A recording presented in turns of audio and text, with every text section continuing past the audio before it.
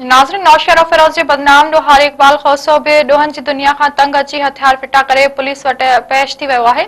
इन हवाले सां असां सां टेलीफोन लाइन ते मौजूद आहिनि महबूब कलोड़ो। जी महबूब, कहिड़ा तफ़सील आहिनि?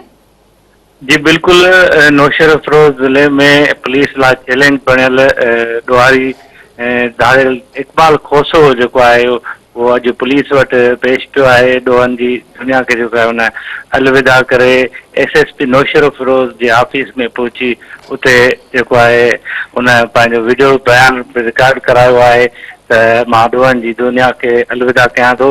ऐं मां तव्हांखे ॿुधाईंदो हलां त 17 खां वधीक जेको आहे मुख़्तलिफ़ जेको आहे थाणनि ते ऐं मुख़्तलिफ़ क़िस्म जा ॾोह जेके आहिनि करण जा जेको आहे हिन ते केस दाख़िल थियल हुआ।